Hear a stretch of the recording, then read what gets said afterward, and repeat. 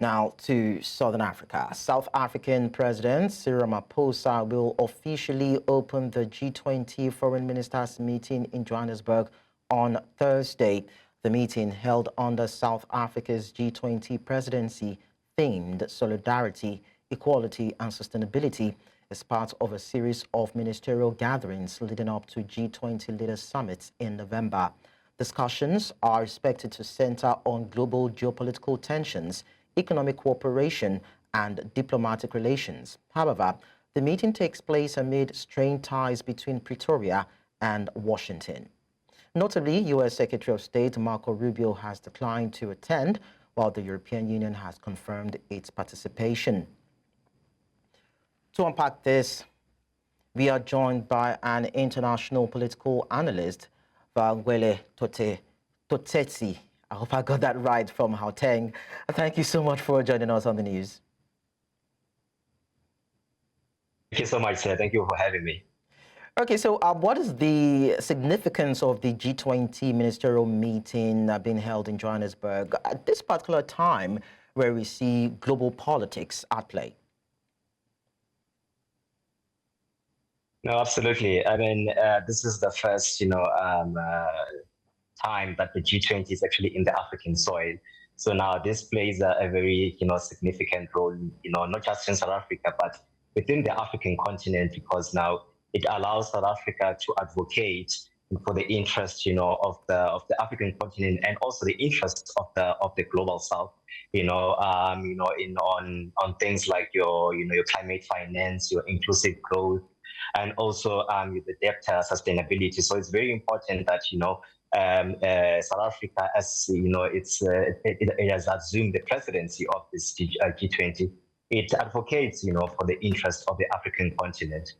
So this is quite significant, and also it allows South Africa to actually, to form solidarity, with countries, within the global South, and also just addressing the disparities, in the financial system, within the global arena.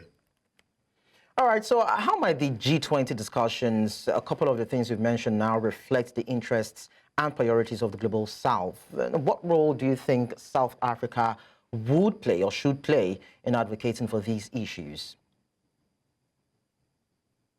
So yes, as I mentioned that, some of the things that, actually expected to be discussed, in these meetings. So this meeting is actually the first of its kind.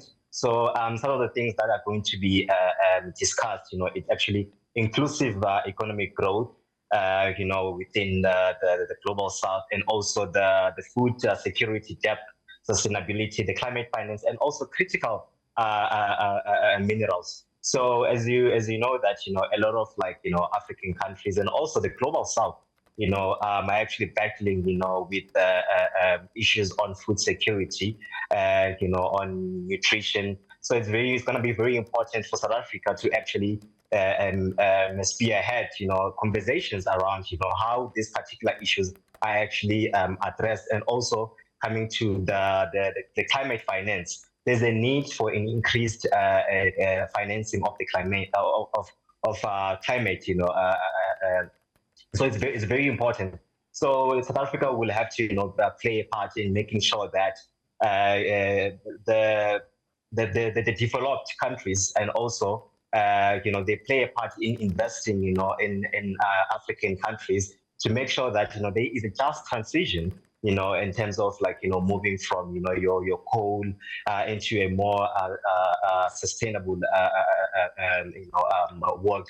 So that is actually what is happening right now. So it's going to be very, very important, for the global South, to make sure that their priorities are actually advocated for. Also, I mean, as we saw in the other presidency, Brazil was actually assumed the presidency of the G20.